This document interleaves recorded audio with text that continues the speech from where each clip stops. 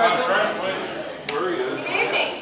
Good evening. And welcome. I'm sorry we're starting a few minutes late. We're just trying to accommodate everyone. We had a much better response than we anticipated, though the Aerospace Heritage Foundation did warn us that if you have this topic, expect a good crowd. So we'll know to have a larger venue next time. Thank you for coming. Our topic tonight is the AVRO Arrow. It's Malton history. My name is Gay Pep, and I'm the Executive Director of the Mississauga Heritage Foundation. And our speaker for this evening will be Bill Turner. Mr. Turner has kindly given me a few notes about his background. I'll just give you a brief overview. He was born and educated in Toronto and retired in 1987 from engineering, marketing, and program management career of 45 years in Canadian aerospace and pioneer aircraft radar development. He's been involved in navigation and autopilot design, flights over 100 VIP aircraft, de Havilland Liaison Officer for AVRO Arrow weapon systems, manager of design and flight test of early balloon and missile systems, design and manufacturing, marketing and manufacturing for de Havilland antennas and booms on Mercury, Gemini, Apollo, and other NASA and international satellites, design and implementation of program management systems, including documentation at SPAR Aerospace and Douglas Aircraft Canada, senior coordinator at Douglas for Canadian Special Programs, international production offsets, manufacture of space systems, marketing, domestic and international at SPAR Aerospace, first Canadian representative at NASA Kennedy Space Center responsible for installation and test programs of shuttle remote manipulator system, Canada-ARM, and Canadian rep for airline NCTV systems and application regulations. And he now is a club school speaker regarding Space Canadian beginning and Aero story. Plus, he's the founding member of SPAR Aerospace, CASI, and AHFC. Please welcome Bill Turner.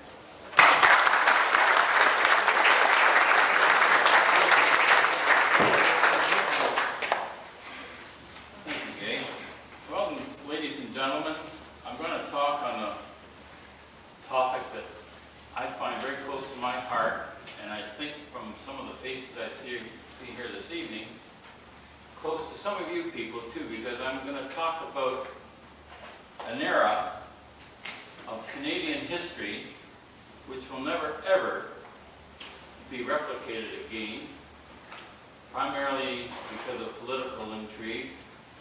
But at one time, in this part of the city of Toronto, we enjoyed a remarkable aerospace industry. What's left of that industry are a few little pieces out of Malton, because most of it has been dictated by the government to be placed in a place called the province of Quebec.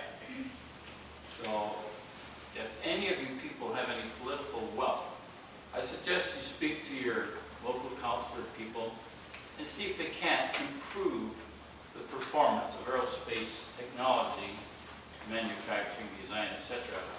in the Toronto area. Right now, I'm going to show you what the last of what we had, which was very good.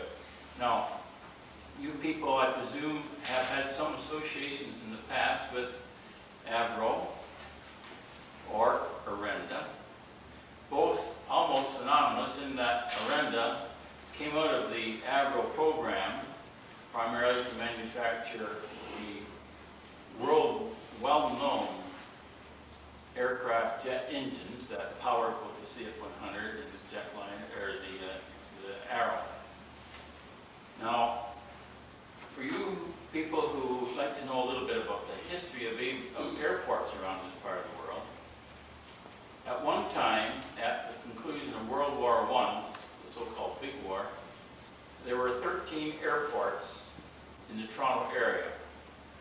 And they numbered anywhere from a little one called Willowdale up North Yonge Street, Newtonbrook up North Yonge Street, the Armour Heights, the Lee Side, which was primarily what used to be the old racetrack out there.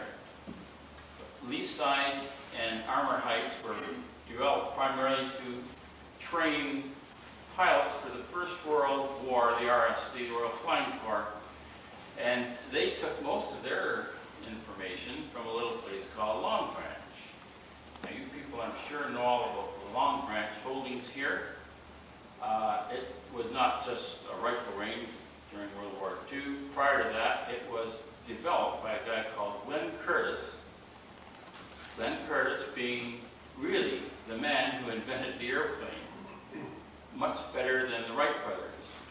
And Glenn Curtis worked at a place called Buffalo, and he fell in love with Toronto for two reasons.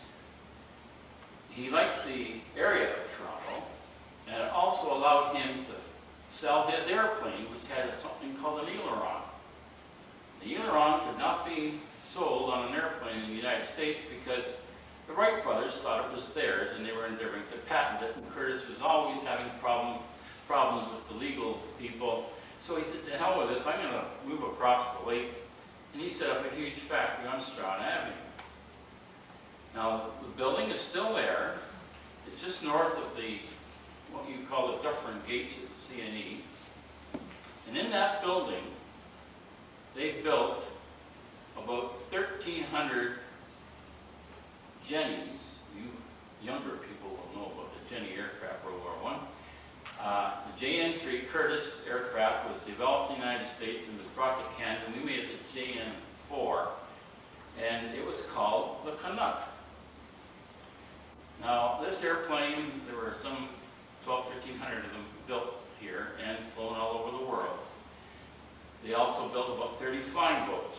And about the time of 1920-ish, just about everything stopped in the Toronto area, and everything moved to Quebec, Montreal, and people like Vickers, who were well known building the early flying boats that were used as bush planes in Canada. Vickers, there was Curtis Reed. Curtis went to work with a group called Reed, R-E-I-D, in Montreal, and they developed airplanes. There was also, you have heard maybe the very world famous Nordyne Norseman, and it was developed by a Dutch engineer who had been in the United States. He came to Canada, came to Montreal about 1935, and developed truly the first bush plane designed for operation in the Canadian North. Subsequent to that, there were a lot of other aircraft manufacturers and a lot of people building aircraft. And then when World War II came around, everybody got into the act. The Canadian government set up special consortiums, if you will, where they would take 4, 5, or 6 so-called aircraft manufacturers across the country, from Vancouver to St. John, New Brunswick, and they grouped these people into small areas and say, okay, now you're going to build so many Anson aircraft, and you're going to build so many Harvard aircraft. And as a result, there were about 13,000 aircraft whomped out of Canada very, very quickly in the mid-war time frame, and they consisted of Cornells that were made over at Fleet Aircraft. These were training aircraft. There were also the Ansons I mentioned. Hurricanes, they built a slew of Hurricanes up at the Lakehead. They also built little airplanes called Mosquitoes, which I had the honor to fly in. And I guess really the big airplane that took everybody's heart was a Lancaster, the Mark 10 series of Lancaster, which was built at what was then the Victory Aircraft at Malton, now McDonnell Douglas. And they built 430 of these critters up there. And there's still one flying. People who are associated with the Warplane Heritage Group at Hamilton, every time you hear the 4 Merlins wind up, that's a Mark 10. And there's another Mark 10 in England which they're hoping to restore. I don't know when that will happen. However, there's a lot of these aircraft around, and unfortunately in the Toronto area there is very, very little that any of you can go and view and sort of stand and cry over, other than the Warplane Heritage Group. Just to put you on your toes a little bit, Montreal and Quebec St. Hubert are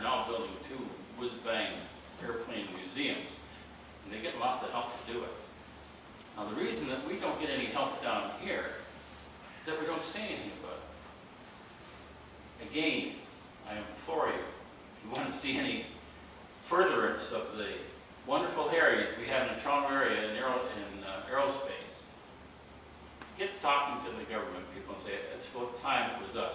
The space agency, as an example, was set up in St. Hubert only because of one man. The Premier kept coming to the government and said, you owe me, you owe me, you owe me. And they finally said, here's 800 million, build yourself a place called the Space Agency. It's simple when you know how to do it. Anyway, I think what I shall do, I'm going to start talking about and showing you some slides on an airplane, which is very, very close to my heart and yours. And if I can get this wonderful machine going here, I've only had an hour's instruction on it. So do I aim at anything? Oh, we do. Okay, I've got on. And you'll notice I don't have anything, so I guess, oh, we have to wait. Lovely. Now I hit on again.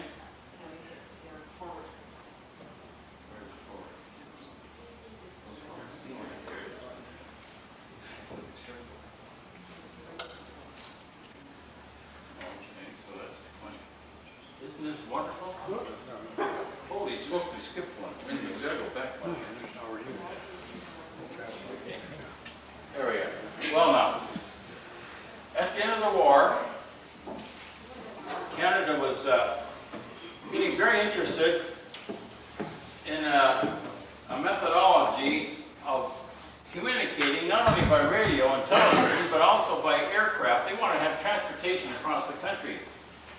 And a young man at that time called Jim Floyd, who had come to Canada to work for AVRO on improving the performance of the CF-100, etc., had been given a specification by Air Canada. And the powers that be said, hey, Jimmy Floyd, can you and your troops do anything about this specification? He said, oh yeah.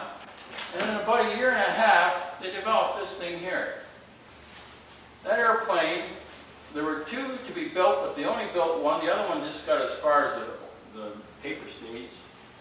But this is the one that they built and they flew. And this was called the Jetliner, the AVRO Canada C-102 Jetliner.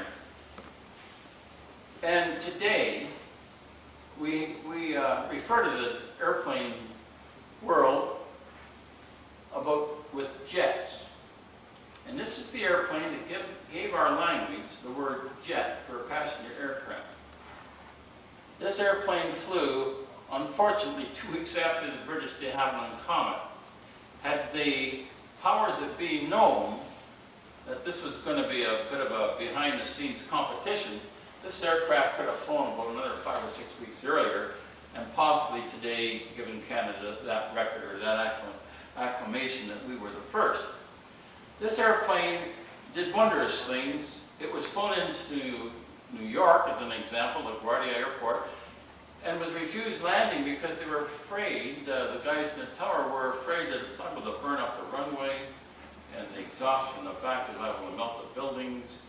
And finally, when they said, look, fellas, we're almost out of fuel here, we've got to go down, and they said, okay, you go down, but you got to park far into the field. And they did. But it really took everybody by surprise, because in those days they were just bringing on the line an airplane called the Constellation. You remember that? A 300 mile-an-hour airplane, and this thing was cruising at about 0.8 Mach. You know, 500 was nothing at all to this thing. The only differentiation we had here was that this thing didn't have as many passengers as the Constellation, but the DC-6s were coming along. And they had big fans in the front of them, you know, that consumed tremendous amount of fuel. And of course, we had the modern-looking fire trucks, as you can see here. This is, believe it or not, it's 35 years ago, pushing 40 years. Anyway, one of the things that we did with this airplane, the world got to know about it, and there was a chap in California who you have heard about. This young fella here was a guy called Howard Hughes. And he wanted the airplane down at Howard Hughes at his little place called Culver City Airport outside Los Angeles, so he could study it. And normally, when this chap saw a new airplane, he had to fly in the right in the seat right off the bat. He had to be number one. Well, Don Rogers, who some of you people may know, flew this airplane down there with the with all the acclaim of the AVRO behind him. Pardon me, behind him, and this guy says, "Oh no," he says, "I'm going to fly the left seat. That's the number one seat." So Don, being a very, very nice fellow, he let him fly in the left-hand seat. He only flew it for about an hour, and he had the thing cold. Now this is the guy who developed the Constellation, believe it or not. He designed and built the Constellation. But he could see in his airline at that time, Trans World Airline, that he could use this aircraft. But being a bit of a oddball, he kept the airplane down there for 7 months and only put about 9 hours on it. At which time, a gentleman in Canada who was then pretty big, a guy called C.D. Howe, said, "Look, you get that airplane back to Canada. We want it up here." What he wanted to do was to get it up here so they could cut it up. Because he couldn't see us promoting an airplane like that, which was a world beater at that time. It was even at that time outperforming the Comet, which was having a lot of aerodynamic problems. However, the airplane came back, and this guy went on, and of course you all know his history. This is one of the most popular pictures we have of the Jetliner. And it was a world beater, but again, it shows the capabilities of what Canadian technology can create and sell to the world.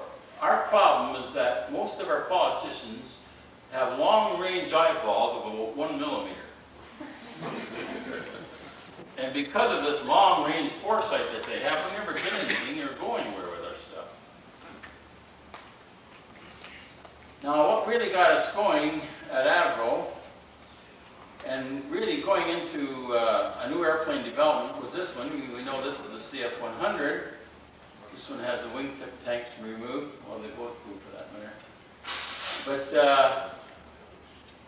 it was this airplane that really created or caused the creation of the Arrow.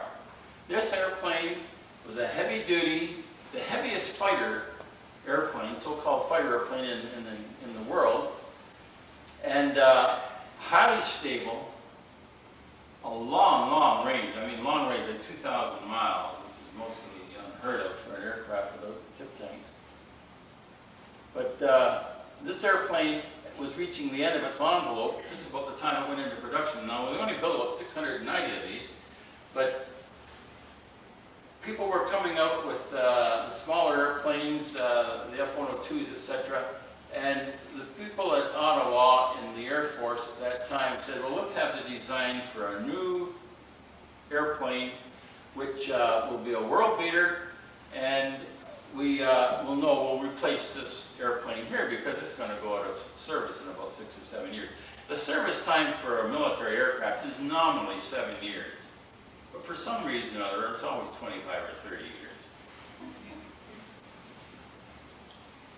Now, once this airplane got going, this little fellow here is Jimmy Floyd. Some of you people from the airline industry may recognize him. This fellow here was the aerodynamicist who developed the concept for the wing form on the Arrow. He unfortunately died at an early age.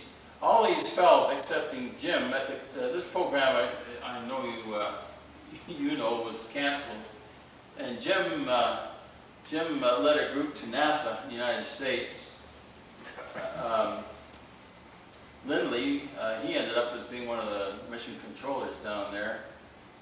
Floyd went to England, and I never knew what happened to Guess Hale. He just sort of disappeared off. Do you know what happened, Frank? Yes, he went to Atomic Energy. Oh, AECL. What a place to be from. So anyway, these are the part of the design team, and in England they were developing this aircraft, Valiant, and it looked to be a world beater when it was being developed. And it seemed to have a lot of the aerodynamic characteristics that they were looking for in the new airplane for the Air Force. So the reason I show that is a Delta construction, as was the Arrow. And of course the Arrow is what we ended up with. However, to get there, we had to do a lot of unusual things. In those days, we had no wind tunnels that would allow us to check out the aerodynamic envelopes of airplanes that would fly at Mach 3. So what some of us, including myself, had been using up north were these booster rockets to fire satellite, or to fire other rockets and with payloads into the Aurora Borealis. We were firing these up about 200 miles up north out of a place called Fort Churchill. And between these types of rockets and the polar bears, it was really comfortable, I'll tell you. Now, what we did, we fired 9 of these. There's models of the Arrow, a little bit bigger than this one here in front of you. We fired 9 of those out into Lake Ontario, and the flight envelope time was up to about 3 minutes. And what we endeavored to do is we would use radio telemetry to tell us the configuration and the reaction of the aircraft model to the air that went pass through it at these high speeds. We would receive it back at our trailers and then evaluate the material and try and develop our model our model specification characteristics from that data. Now, we flew 11 of them actually. We flew 9 out of Picton, Ontario. And I may add that this past summer and the following summer coming up, we have diving teams. We're going out looking for them. And with a little bit of luck, we might find something. We fired 2 others out of a place called Wallops Island, Virginia, where we used to do a lot of rocket test flying, and they were fired out into the Atlantic, and we have no hope of ever retrieving them. These, we don't know where they are on the bottom of Lake Ontario because the bottom rock formation is most unusual, and because of ice scouring through the last 45 years, it's possible these have been passed down through the Wellington Canal and roughly they're in Lake Superior. I don't know where they are. But however, that's one of the, we had used a lot of brains in working that out, and the fellows that did that kind of work were pretty sharp. We also had a lot of very quiet people working on this thing. I spent a year on this missile. It's called the Velvet Glove, and it was a program to teach Canadian scientists and engineers something about missilery. It was based on a system that was developed in England and brought to Canada, very quiet. We all walked around with our lips zippered up and everything. And this was called the Velvet Glove. And we flew these off CF-100s primarily, but it was the progenitor really for what was going to be in what we were going to call the Arrow aircraft. And here's a typical rocket launch that we had up at Fort Churchill. We could get these up about 200 miles. Only problem was we couldn't park them in space like you do a present-day satellite because we had no way of instrumenting the nose end here so that when it got to 200 feet we could kick it over and make it orbit the Earth. These would go up and come down again. Another guy, a person you may have heard of, called Jerry Bull. Jerry Bull had developed a 210-foot barrel gun. And this gun, he flew projectiles from it. Primarily, this is in the Barbados. And I think we had something like 60 flights that we had with this thing here. And it would put a projectile about 5.5, 6 feet high, 7, 8 inches diameter. It would park it into orbit about 250 miles up. We had great trouble with this, particularly a guy called Diefenbaker. And you have heard that name, I'm sure, in your past. And you'll hear a bit more about him tonight. Primarily because we're going to have a commemorative meeting. We're going to disinter him, dig him up, shoot him again, and bury him in the place we're going to find him. What really got Canada going in the space program and really helped us in the development of the Arrow were engineering engineers promoting this little product here, which is called a STEM. This was developed by de Havilland Aircraft Company of Canada and ultimately Aerospace. And these are a little thing that looks quite a bit like a carpenter's rule you use for measuring up your furniture and your rooms for drapes, etc. We could grow these things a mile long.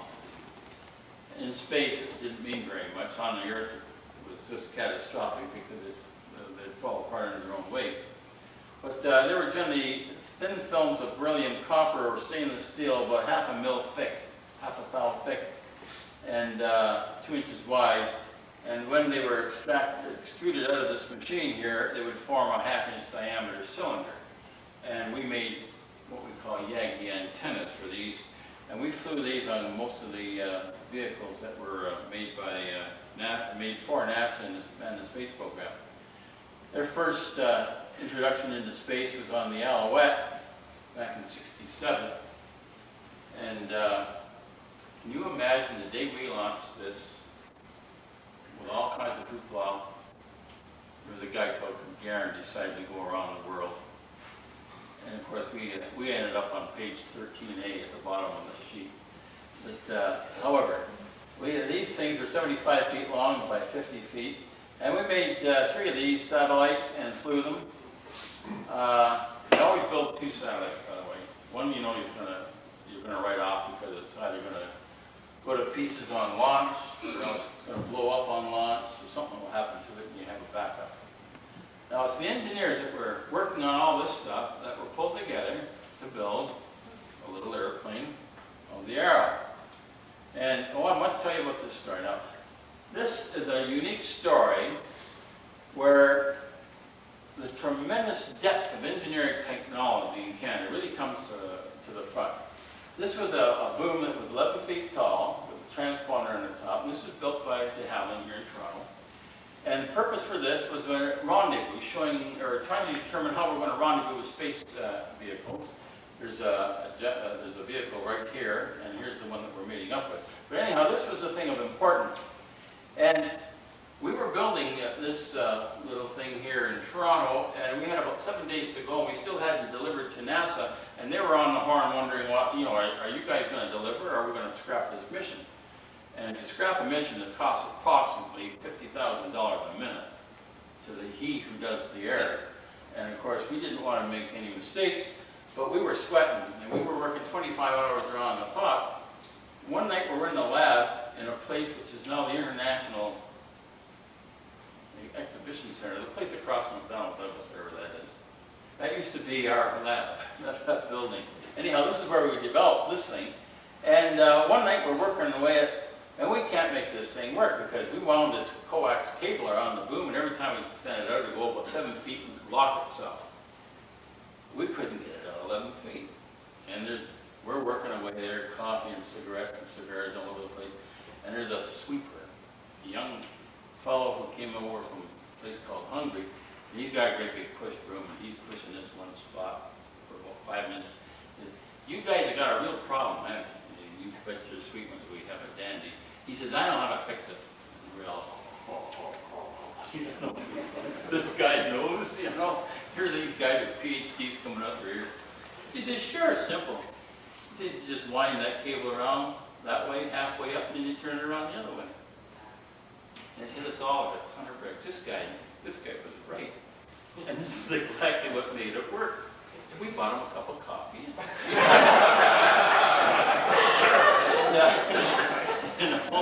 Typical Canadian patronage. Anyhow, it flew, and we flew this 4 different times, and we had wonderful success with it. So out of the mouths of babes, literally, you know, most of our stuff comes from simplistic sources. Now, the airplane that Floyd and his gang put together looked like this here, about 80 feet long, about 50 feet wingspan. And this is a superimposition of a Supermarine Spitfire to give you a rough idea of sizing. So it was about, actually this airplane about the size of a DC-9, the Arrow. And to prove that we actually were working on it, wasn't just models, you see here's some guys working on the inside with all various tooling, etc. In those days, we didn't have the secret status that a lot of the companies have today. Mind you, there were a lot of people that were prohibited from entry into certain areas, but we never had this top secret nonsense that was so prevalent, other than those of us that were in the missile side of it and some of the radar electronics, which were supposedly pretty quiet in those days.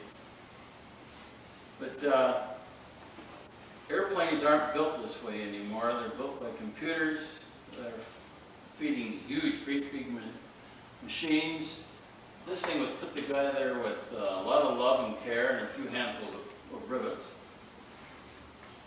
And the day it rolled out, the reason I put this picture on and another one following it is that some of you that are here may have been in this picture and give me an opportunity to see what you look like from the back. But also, Bill, Bill, yeah. Yeah. Can I just ask how many people who are here, who were actually in that program? Well, I know there were 3 or 4 here at that time. Frank was here, and 2 Franks, and this gentleman up here, I don't recall your name, but George Smith. well, I do know who we are. This chap here, yeah. There were maybe 4 or 5 of you here. I was in that crowd, sir. Did I miss you? I am sorry. You see, you're so close to the footlights here, I can't even see you. Thank you very much. There were half a dozen of us there. Now, I was there, but I wasn't there as an AVRO employee. I was there as a de Havilland employee because my role was the liaison officer between de Havilland and AVRO on the fire control system, which was the steering system that was on the weapons system for guiding the missiles. Now there's a better picture that you might just see your faces in. That was a great day. Every year we pull it out and cry, put it back again.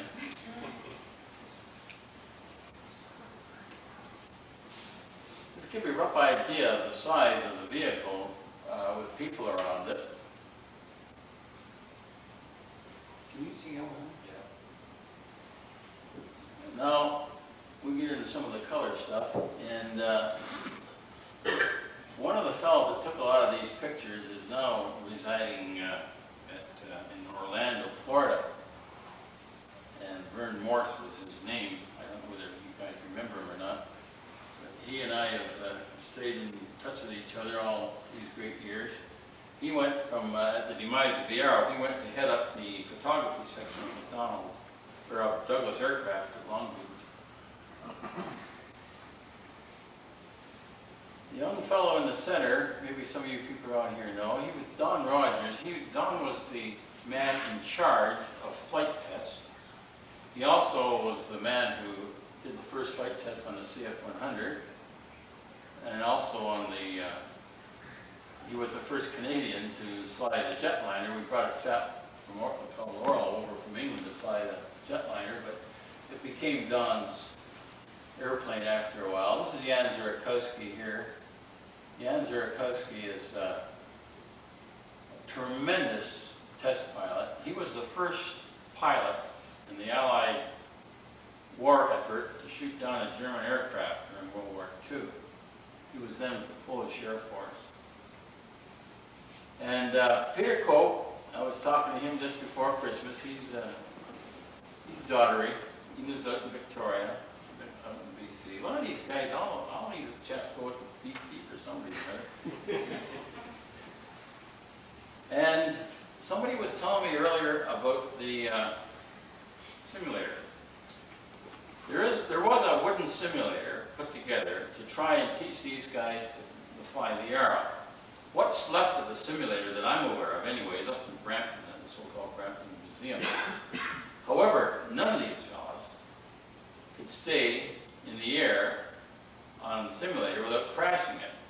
And Zarakowski, who's in here, he was the worst of any of them. He could only stay aboard for about 35 seconds before he was pushing up daisies. The guy who lasted the longest was Spud Podolsky here. and he was able to maintain his life in the simulator for about a minute and a half. But it was just a way ahead of its time, and it didn't really function that well. But however, it gave them a good understanding where all the clocks were on the inside of the cockpit. This is Zarakowski here, and it's hooked up. And again, a picture. The reason this is on here, it has the autograph, or the autograph of the only 4 people that ever flew the Arrow. Spud over here, who lives at, last time we found him, he was in Columbus, Ohio, and that was 2 years ago, and I haven't been able to raise him, so I don't know whether he's gone or not. Peter Cope, who's up in Victoria and Vancouver. Now, Jack Woodman was the only RCAF or the military pilot. He unfortunately was killed in a car accident about 5-6 years ago now, but ended up his days as a chief test pilot for Lockheed Aircraft after he left Canada. Of course, Zarakowski, he's in the game business out there. I can't think of the place where it is, something Bay. Very scary. Anyway, it's 60 miles outside of Ottawa. There's a good picture of the aircraft being rolled out with a tug or a mule, tractor, whatever you wish to call it. This is preparatory for first flight. And this gives you a clue of how you entered the cockpit. You're 11 feet off the deck. You've got to climb up this great, huge ladder, and the cockpit windows on the side open up like a clamshell, so you had to walk literally, well, really behind it, but almost over them to get into the cockpit. So you can imagine, you know, on a fighter alert, how fast you'd have to shinny up that thing to get into the seat. Again, taxiing a typical, I think this was a day for takeoff. We were coming in front of some CF-100s. Here's the Vern Morse I was telling you about. And we're getting ready to go here and check all the clocks. You don't have to kick the tires in these airplanes like you check your car. Somebody else will kick them for you. And very high, what they call angle of attack in takeoff, because you got 2 pretty hot gas burners on the back there pushing you along, and once you've made the commitment to what they call roll or your turn and roll, you've had it. You just got to keep heading for the sky. So on rotation, as he's doing his function right there, you'll be airborne of another 5 feet. And these are just a bunch of pictures of the Arrow and its various flight characteristics. A very, very pretty airplane.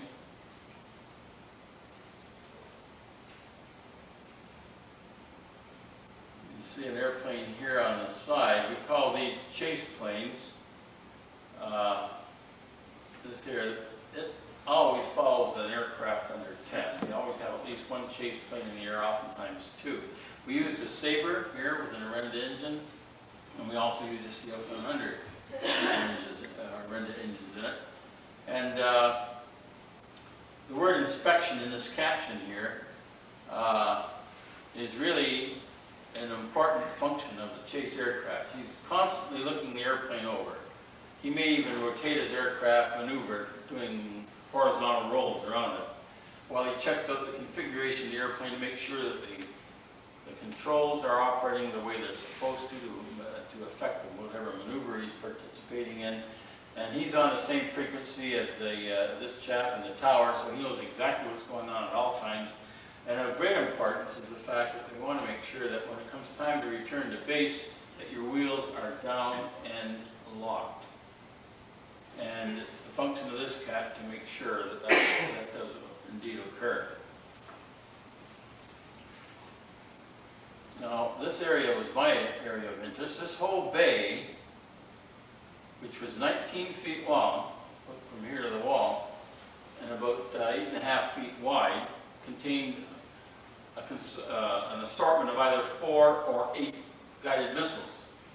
And these doors were little clamshell doors that dropped down at the time to fire. They would open, and a special carriage with 4 arms would come down with the missile, go down like that, discharge the missile, retract into the aircraft, and these clamshell doors would close in just under 1 second. Now they're just doing that today in the U.S. Air Force. As a matter of fact, the new ATF aircraft that they're developing right now at billions and billions of dollars is having this type of feature. They have just determined that that is a good feature to have. We were doing this 35 years ago. Again, high-angle flight of a special little airplane. If you people have photographs, by the way, of candid photographs of the Arrow or the Jetliner that you think might be of interest to our society, the Aerospace Heritage Foundation of Canada, we would be very, very pleased to hear from you. Any materials. There's very, very little around. I'm going to digress for a minute from this picture, but to follow up on this idea of requesting support, the AHSC was put together to try and accumulate whatever materials are available anywhere in the world relevant to the AVRO performance of the Arrow and the Jetliner. We have so little information about it, primarily because at its time of demise, most of the materials were all taken out and destroyed. I can feel that someone over the corner has something they want to share. Sir, Yes? have you seen this one on the AVRO Arrow? Oh, that was put together by our group, yes. You have a few of the photograph. Yeah, that's right. That book is a good book. That's a good picture book, by the way. The facts in it aren't exactly... the complete story on it. Yeah, a lot of the facts in there are questionable. A lot of the facts in that book are questionable. Are they? And but they're excellent for photography. Yeah. That was put together by 4 different authors. None of them had worked on the Arrow. None of them knew anything about the Arrow. They just collected material and collated it and made this book. And it's a good book. It's an excellent book. It's in its 2nd printing right now, as a matter of fact. But there were 6 books put together on the Arrow, and 2 of them in particular are very, very noteworthy in that they're extremely accurate in the recording of what actually happened. Now, to get back to this other function, though, we have in this province 3 locations that I'm aware of where there are a lot of artifacts, shall we say, from the Arrow days. And I'll tell you right up front, there are no Arrows flying anywhere in this world. And the one that got away is up here in my head. I don't know where it is in your head, but we've never been able to prove it. However, as you may know, there were 5 airplanes flying, and 5 of them were cut up. And all the rest, there were 32 on the line, by the way, being manufactured when the order came to cut it up, but we can't find anything on 106. Now 106 had the Iroquois P-13 Arenda engine in it, which would have, had it flown, propelled this airplane to a brand new world speed record, which would have been difficult today to achieve other than the SR-71, which was a high altitude reconnaissance aircraft used by NASA and the U.S. Air Force. So we do know of stories of parts of these airplanes around. I know there's one place, I've visited it, where a 6-room house. The man has so much material on the Arrow in his house, he lives in the kitchen. Unfortunately, he doesn't have a wife to kill him. But he has 5 rooms full of material, and one particular bedroom was full of I think he's got as much documentation as what they have at D&D in Ottawa. But every manual on the Arrow that was ever created. How he collected this stuff, one doesn't ask the question. Because anything that anybody comes up with today is stolen property, so you shut your mouth. I mean, you know, people were walking out with wheelbarrows full of stuff they had in the minds of the Arrow. Of course, they were stealing wheelbarrows. Everybody thought the stuff that was in it. But those kind of stories prevail. And you'll hear all kinds of wonderful stories. But please, unless you see it with your own two eyes, and bring us in on the picture so we can validate it with you, forget it. Anyhow, once I get this button pressed, something's liable to happen here. I've been pitting forward now for the last 35 seconds, and so I had pointed in the wrong place. You gotta stop smiling. You see, it's reflecting off your teeth. Arrow 201 over the top. Bill, before you go on, can people see all right? Do they want me to lower the lights? Because I can lower the lights for people who find it's too bright. Is the ambient light too much for you? Is it all right? No, we'll carry on. Again, I guess you people know this street here is Airport Road. And there is Derry Road. And of course it's full of hangars, buildings now. Matter of fact, the old, if I remember, I'm just trying to find out where the, oh, it's down here. I was looking for the old administration building. Again, coming around on the final. Excuse me, isn't that the Airpod toilet on this side of the road at the top? Here, that's a render. That's the Airpod building. Actually, that's that building. The Arena building? That building there is now what is known as International Yeah. Center. International Center. Yeah. That's part of what was the Arena. Matter of fact, my old lab is right on the roof right there. We used to watch these things coming in all the time with special infrared equipment, and it's still up there, that old lab, as a matter of fact. And again, here we are with the CF-100 flying chase. Make sure the wheels are down and locked, everybody's happy. Get the coffee ready.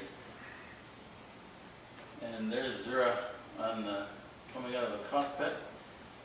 And he came down to a very friendly welcome. Everybody hugged him up. Good old European style, hugged him and kissed him and everything. In those days, they used to pick you up and carry you around on your shoulders. You know, what a thrill. Today, you know, it's, well, did you sign your chit? You may recognize a few faces in there. It's a famous photo, Bill. Yeah, It's this the guy last one here. in the encyclopedia. Yeah, now this guy here. Remember him? Oh, should you? Oh, you should know that man. Holy Moses, you should know that. I'll tell you about that afterwards. About the time that we were building this, we were celebrating the 50th anniversary of flight in Canada. A guy called J.A.D. McCurdy had flown an airplane at Bedeck, Nova Scotia back in 1909, and was very much involved with the beginnings of the aviation industry in Canada.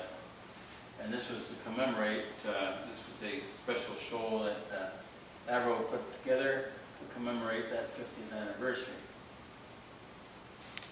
Bill, you might mention that the name of the aircraft was a Silver Dart, from which we get our Silver Dart drive Yes. in the airport. Well done, Frank, yeah. This airplane you see here is the forefather of this one. We found this airplane about 3 years ago. It had been secreted out of the plant and taken around the countryside and was in pretty bad shape. We found it over in Niagara Falls. And anyhow, we acquired it and had tooling made so we could replicate it and duplicate it. And this model you see here is the first replica of this. But this was the engineering model that was in the front lobby of AVRO for years and years and years. Fred, where's Fred now? He's right here, so you'd remember that. Yeah. Sir, Mm-hmm. I've never heard mentioned the full-scale model, complete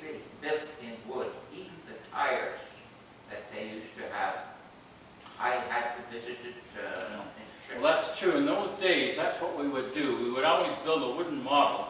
And the wooden model was built very, very accurately to the spec of the real aircraft for one reason only.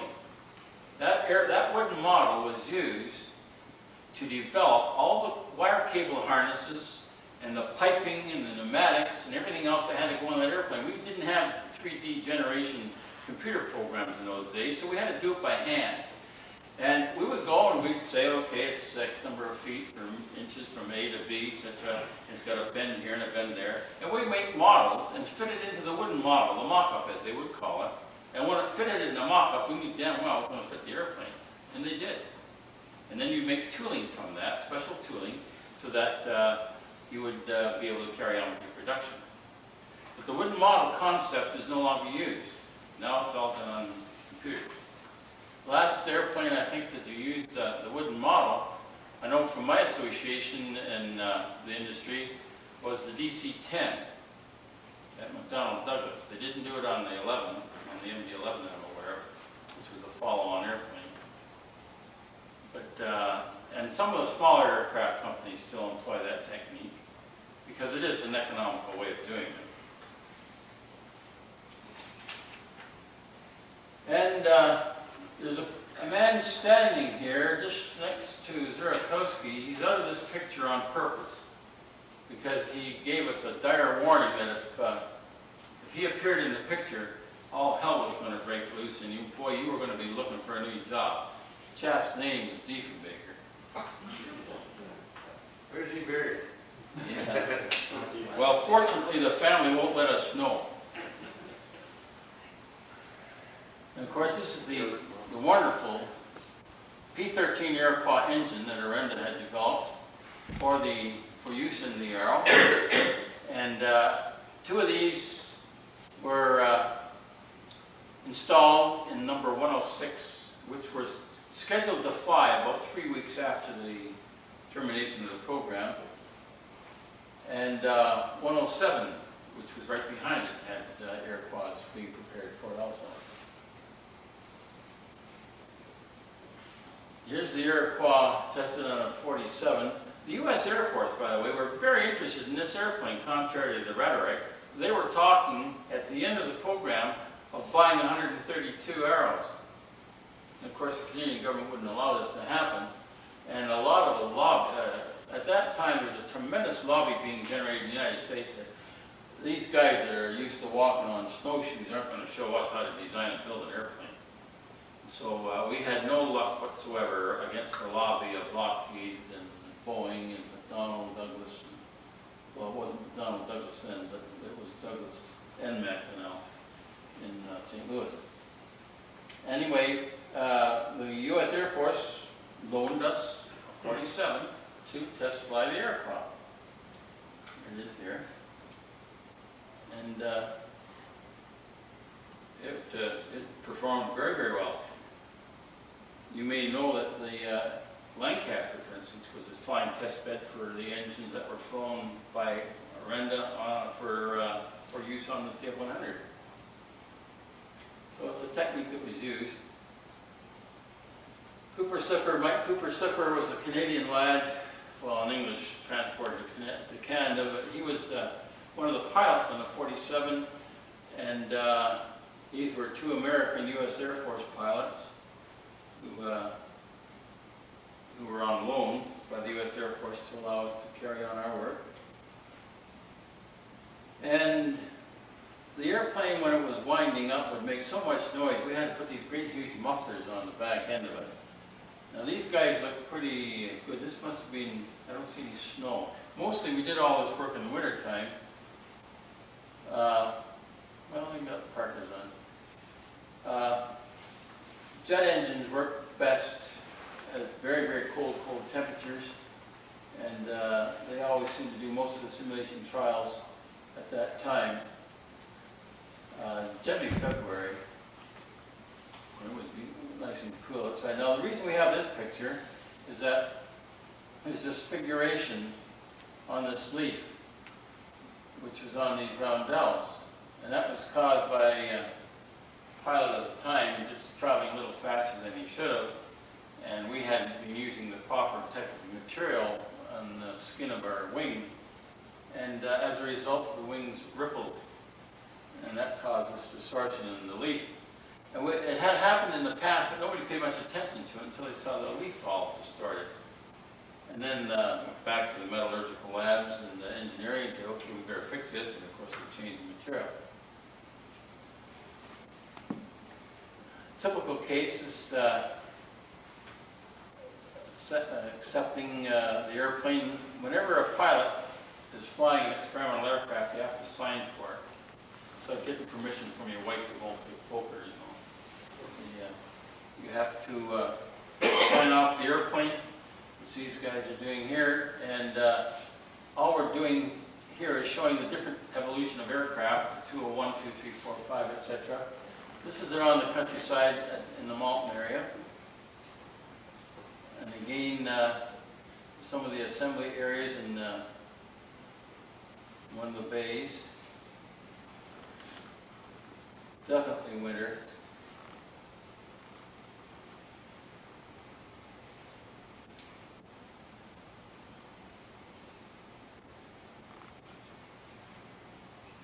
The aircraft was a hot airplane in that landing speed was high. In the beginning, it was up pretty close to 200 miles an hour, which is pretty fast.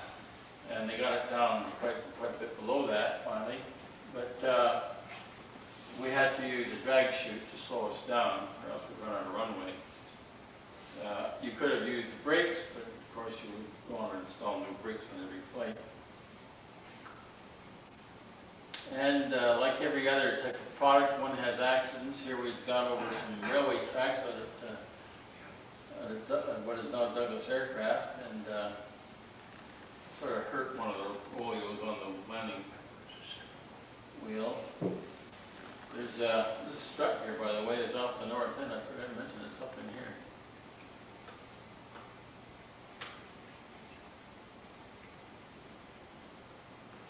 There's 4 aircraft in a row there.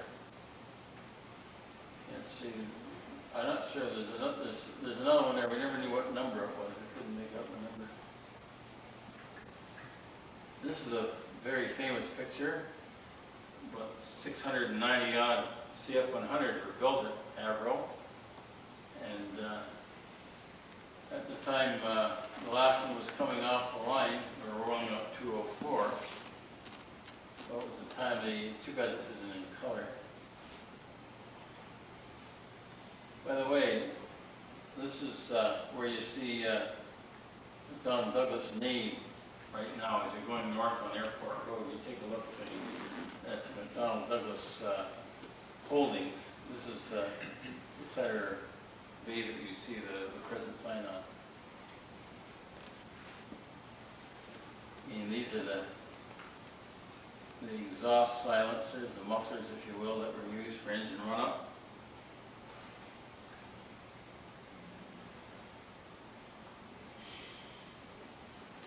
We had snow in those days, too.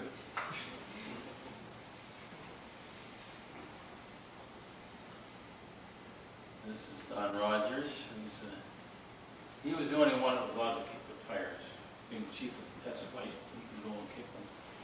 If anything fell off, you could just say, okay, fix it. The other guys, you lose it out of your pay. This is Podolsky here on the top. And just pretty pictures of the flights. Now, each aircraft was painted differently for many, many reasons. The engineering people would say, okay, let's fly one with a day glow red on the tail, and the next day they'd say, no, let's fly one without it. It was to give them ideas of recognition in case of, because the airplane was primarily white, if it ever went down in the wintertime, what would be the best way of identifying the structure of the aircraft from the air. So they had all these various types of day glows that they were constantly using.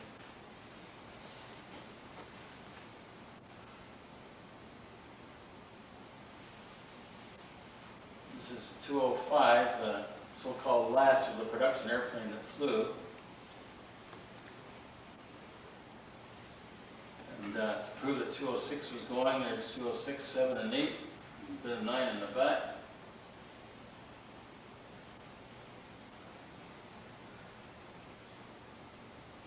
Black Friday, being 20th of February 1959, that's when about 14,300 other people associated with the program were released. Mind you, it took about a month for everybody to leave. They didn't just walk out the door that night. There were a lot of people retained over a week or 2 weeks or 3 weeks to clear out offices, documents, etc. And the so-called destruction of the Arrow, which I don't have a picture of, was about 3 weeks after the order came through. And everybody who has been asked in Ottawa about who issued the instruction to destroy these airplanes, they all go like this. Nobody will own up to it.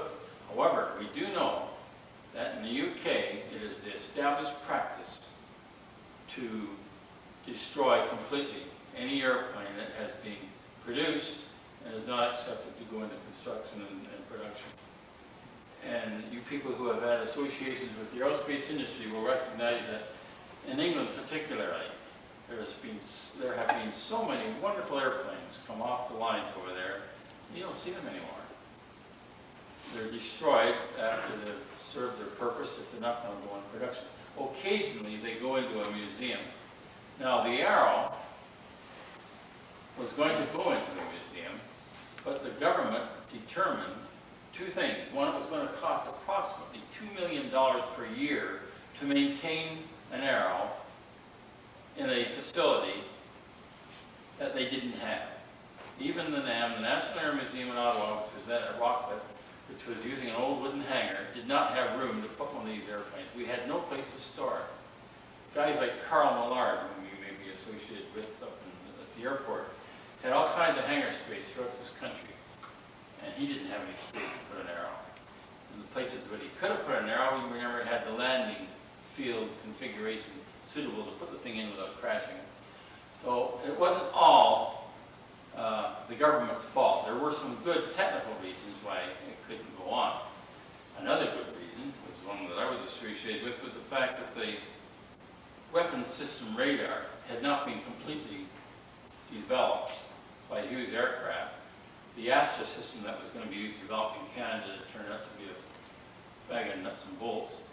So they went to Howard Hughes, and it was going to cost, in those days, dollars, but another $350 to $400 million. So that, that was a pretty heavy chain to throw around on the taxpayer's neck. The thing that's so emotional about this, it was such a wonderful airplane, and there didn't appear to be enough effort to try and retain one so that we could look at it someday on a pylon or in a building or something like that. But the government of the day did not want to be reminded, because they were promoting something that the U.S. Air Force had canned. They had put into the garbage heap a thing called the bull marker. It never ever met spec for the U.S. Air Force. And yet, these artillery sergeants we had from World War I who were driving the aerospace program in Ottawa were saying, hey, we're going to go bull mark, man. We're going to fly rockets. Well, we had two stations, one at North Bay and one at Altazan, north of Montreal. And in those days, the chief was claiming there would not be any atomic weapons on Canadian soil. And we had 26 warheads sitting in North Bay. People didn't communicate. And when they did communicate, they didn't tell the facts.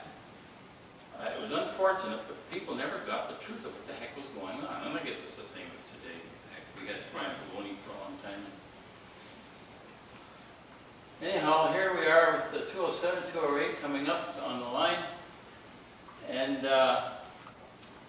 these are the pictures of the last flight of the Arrow, day before closure. And the dreams of the little guys in those days are my grandchildren today, I guess some of your grandchildren also, taking a look at this wonderful bird and saying, gee, wouldn't it be nice to fly that airplane? And what can we tell them? This is an epilogue, which says in the bottom line, literally, is that we'll never see the benefits of such a program again, and possibly it's very prophetic. There is the 205, that's the AVRO Arrow that we all dream about, think about it. That's the one that's on the front of the book you're talking about, sir. And people have gone on to do things with the DC-10 in this case. This gives you a rough idea of the DC-10 and the DC-3. DC-3 hardly covers the last the number 2 inch. And they're right on size. This airplane shrinks 4 inches at altitude, by the way. So everybody that flies in a DC-10, or any of the jets today, you shrink a little bit when you get at altitude. And some of the guys went on to develop this little feller. That was, again, Jim Floyd, who did the Jetliner, had quite a contribution to this vehicle. This was BA's Concorde. There's, I think, 17 of those still flying. And some of us went on to do things like this with the Canadarm in space. And this is what the next venture is. By the way, Dr. David Williams, who was the next man to fly in space, or the second next man to fly in space for Canada, just left Canada on Saturday, and he's gone down to Houston for 2 years. There are 3 people, 3 Canadians have flown. Another chap's going to fly soon, Chris Hadfield, and David Williams, who's out of the Sunnybrook Hospital. He's going to be the number 5, but he has to undergo 2 years of training, and he'll be used on this thing. This, by the way, the first package of goodies is going to go into space, so they say, in September of this year, with the Mir, the Russian capsule, and it'll take about 60 flights to put this thing together over the next few years. And of course, one of these days, you know, to the moon, way out there to the stars. I don't know what's going to happen. I don't see it, but I think Air Canada are really looking forward to it because they have another place to lose their luggage. And that's it.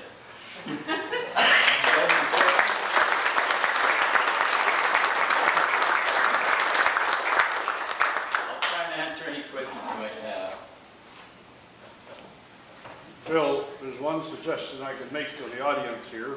There's a very fascinating book called Storms of Controversy, which tells the whole sordid story. I would recommend it to anybody who's interested. Of the 6 books that were published relevant to the Arrow,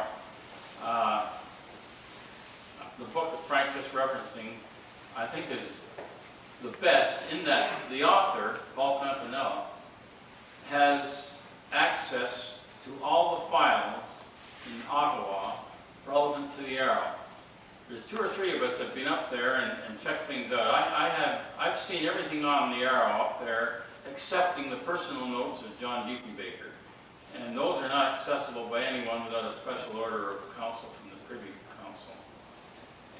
But Paul has access to this primarily because he is a DND historian.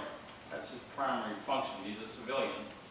But has written this book called Storms of Controversy, and it is an excellent book. I certainly concur with I think it's in the 2nd edition. It could be. Yes. Can I just make some comments?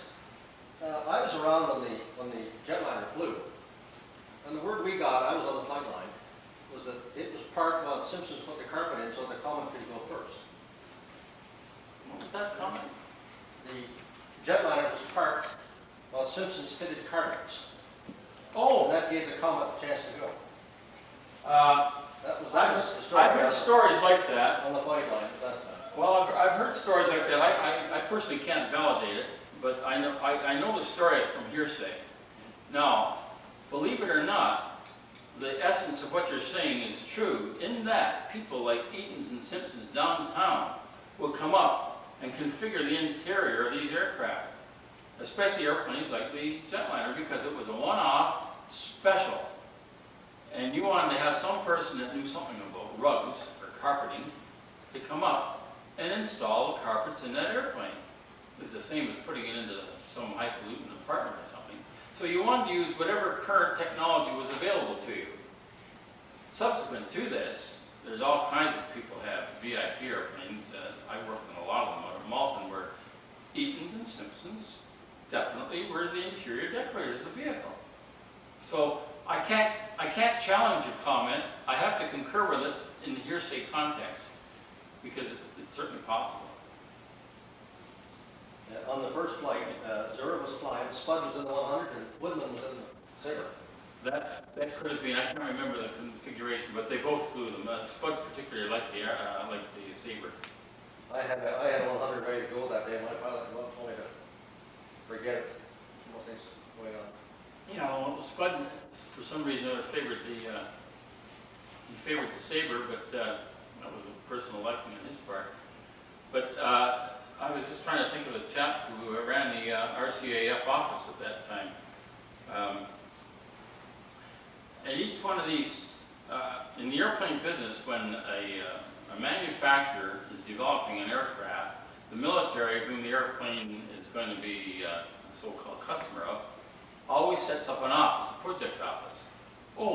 Ken Owen. Remember Ken Owen? He ran the RCAF office at the time. And these guys were wonderful. You wanted to get a free flight somewhere, you know, these guys would wiggle a pen for you. And all kinds of wonderful perks. But you had to be like this chap. You had to be on a flight line, be able to rub your shoulder, you know, and then be aware of what's going on. And a lot of people got moved around this country at no cost. Yeah, we've had a very sorry history in this country generally with respect to what we have not accomplished with respect to aviation design and development. And, you know, Diefenbaker is taking a lot of heat. Well, he's taking the hit unnecessarily. Yeah, I mean, I was going to point out, it was Louis Saint Laurent's Liberals who nationalized Trans-Canada Airlines, built the Jetliner, then didn't use it. We had the same thing happened again recently with the de Havilland -7 and -8 series. The government owned the company that was building the aircraft, and yet we're flying DC-9s from Vancouver to Victoria when -7s could easily have done the job. We built it and didn't use it. Well, I was privy to some of these negotiations way back when, around the time of the DC-9 and DC-10 airplane. And some of the stories that were being told to us at the time by the government, you wouldn't believe. And I'll cite one circumstance because it's outside your purview. But there was an airplane called the Argus. It was a modified Britannian built by Canadair. A good airplane for its time, but all of a sudden it came time that the airplane had to be updated. It was, you know, flying out of, it was just falling apart. So they had to have a new airplane. Well, I was with a company in those days called Douglas Aircraft, and had a reasonably senior job, but nevertheless, I had the team, and I was responsible for representing Douglas Aircraft to the Canadian government with our candidate airplane to replace the Argus. And we were dictated to on what airplane we were going to quote on the RFP, the request for proposal. We were told that we would quote on a DC-10. Well, anybody that has a stretch of knowledge about how you fly aircraft for anti-submarine warfare, which is 200 feet above the water, and you got a DC-10 down there at that level, you know, you're burning up more fuel than they can possibly put in the airplane in an hour, just staying at that level, because the jet is only functional at high altitude. But we were told that we had a quote on the DC-10. And we started talking around with various people in the business, and Boeing were dictated to. And they were told that they had to quote on the 707, which flew, by the way, 5 years after the Jetliner. So that's how far the Yanks were out. Anyway, they had to go on the 707. The Brits had a pretty good airplane, Atlantis, which was a pretty good designed airplane, the ASW. But the airplane that took the cake for everything, specifically designed for the effort, was an airplane put together by Lockheed called the P3C-5 Orion. Ain't nothing could touch that airplane. It was beautifully designed for that one function of ASW. Well, you could take the stuff out and use it for carrier troops and all the other kind of things that were in the proposal. But anyway, on the day when we all went down for our general briefing at Ottawa, a guy called Jean Marchand was the Minister of Defense at the time, and he sits there and he says, okay, I'm going to talk to you generally, then I'll talk to each company's representative. When it came to be our turn to go in there, I had a gentleman called Mr. McDonnell, who was Matt Fennell Douglas, or Matt Fennell out of St. Louis, and another guy, Dick Richmond, who you may remember. And the three of us are sitting in front of this guy Marchand, and Marchand says, okay, we're just going to have a quick coffee for you guys to relax, and then we'll go into what kind of an airplane you can offer. He said, by the way, so before we even start any of our negotiations, I'm going to say something. Listen carefully. I'll say it once. It will not be repeated again. And if you say anything about what I'm going to tell you away from this room, I'll deny it. So we think, what the hell's going to happen? So he said, well, he says, first of all, it's a new airplane. He says that we want. I don't think you're not going to be the winner. We don't think your airplane is the winner, but we want to be a good Canadian citizen and bid on the set. So that went down very good. And he says, by the way, in your bid set, we have to share the development of this airplane across Canada. He says 55% of this airplane must be built in the province of Quebec. He said 5% must go to the Canadian Atlantic provinces, and the rest of Canada, including Ontario, will share the other 45%. Whereupon Mr. Matt Fennell gets up and he says, I won't use his words, but it sort of gave you the flavor that, you know, what the hell do you think you're talking to? Who do you think you're talking to, and what are you talking about? You know, we have a big company at Malton, which is called in those days Douglas Aircraft Company, and had just become McDonnell Douglas Aircraft. He said, you know, we've got a lot of people out there. We have about 5,000 people. We'd like to keep working. And Marchand wouldn't have anything to say about it. He said, tough, tough, tough. He said, this is the way we do business in Canada. And he said, I'm expecting you to respond to this bid. So we come back to Toronto, in a special little private jet, and the old man sits down and he says, hey, I'll give you $6 million. That's all you're going to get. It's $6 million to respond to that goddamn RFP. And he said, we're out of here. That's exactly what happened. And today, where's McDonnell Douglas? They have very, very little to go on. Now, mind you, you can't blame the government for all of this because the world has had a recession when it comes to aerospace. Everybody and his brother wants to build an airplane today, and you can't blame them. China wants to buy airplanes, and they say, okay, put some production in our country. That's how Canada really got started. We got started in the development of aircraft by borrowing designs from the United States and Britain, building them in Canada, and that's how we get going. So now what goes around comes around. Somebody else's turn. Anybody else? Could I mention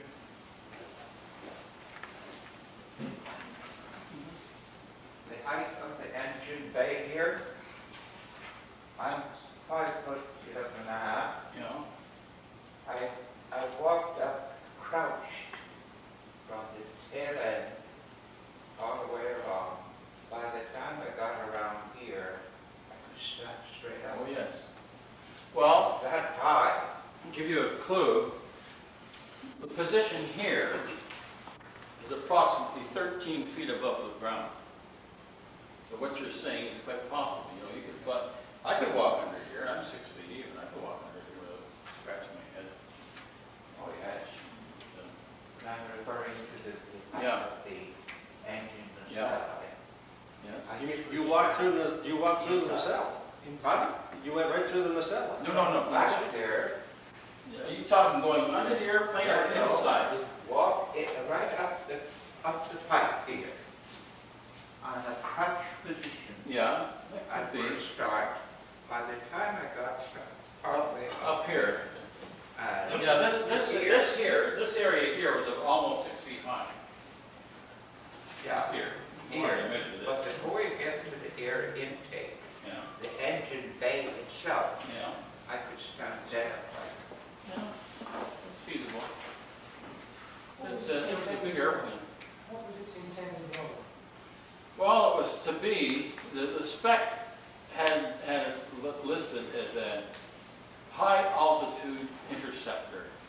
Now an interceptor is a bogus name really, because in those days they had fighters and they had patrol bombers and they had all kinds of aircraft that could have fit this configuration. But it definitely was not a fighter per se. It was a fighter it was an interdiction type of aircraft in that it could get up. It only had a range of about 650 miles. But the purpose was high-speed interdiction to get from ground zero to the level of the so-called attacking aircraft or intended enemy, bounce your missiles off them, and get the hell out of there and get back for fuel. This aircraft could not have in-flight refueling, although that was a follow-on characteristic. It was on the books, but was never developed. No airplane today, literally no airplane today who's classified in the fighter category does much more than go up to a point of contact, release missiles, and get back to ground again. And it's just who can get there the quickest, the fastest. There's really, the days of Billy Bishop and the dogfight are gone forever. You'll never ever see that. There was very little of that in the Gulf War, as an example, and very little, believe it or not, in the Korean War, where the MiGs really pounded the heck out of the Yanks. By the way, the best airplane in the world today in the fighter character is the MiG-31. There ain't nothing in the U.S. arsenal can touch it. MiG-31. I detected a note of cynicism as to whether one got away when you were giving your presentation, and yet I think in the next breath you indicated that nobody knows what happened to, I think it was 206. Well, yeah. Well, what happened is, in that context was the fact that the airplane should have been rolled out and smashed up. Now, literally every aircraft was smashed up. One could find a piece off 102, 103, 104. We couldn't find, well, so the story goes. I wasn't there to validate that comment. But I have no history in anything I've looked at to find anything on 106 or 206. 206 nose is up in 9.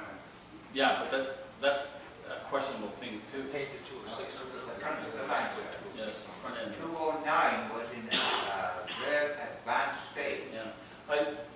This is the dialogue that you get into, because until you can get a piece of paper and literally check the production records of the, because every component that makes up a part of the airplane has stamps in it, whether they're die stamps or imprint stamps. And by checking those back into the production records, you can find out, yes, that was 206 or it wasn't 206. But it's like building cars, you get a car apart from number 7, it goes into number 6, and a piece of number 5 into number 6. You end up with a potpourri. Now, as Frank says, it's supposed to be 206 up there, but I haven't found anything yet that says, yes, that's definitely 206. Is it possible that one, I don't know whether it's possible there's still one around, but is it possible that one did get away? My fantasy would like to agree with you, but I don't think that could ever happen. Wasn't there a story about somebody hearing Yeah, that was June Call, a former member of our mayor's office in Toronto. She, by the way, is a very good pilot. And she recalls doing some flying on the night of the so-called demise of the program. But it's just her word and a few tapes, by the way, that were made. That, yeah, sounds pretty good. Sounds like the real thing, but who can validate it? Unfortunately, unless you see it, you can't validate it. You have to have some pretty strong evidence to indicate that, yes, that happened or it didn't happen. Is there an arrow that landed in Trenton? Yes, that's true. Number 4. Sir? Number 1, There are some pictures of the aircraft that were Yeah, that's right, yeah. Okay. the numbers, Yeah, that's when he's showing them. 205, Yeah. 204, Yeah. 1. Where's 202? It may not be there. It may. 202 isn't in that picture, nor is 206. So, Yeah, of course, they were all destroyed, right? no. Justification for stopping. To validate facts, I mean, when you're talking, we can sit here and have a bull session, if you will, where the facts may or may not be completely 100% true. Well, that's okay.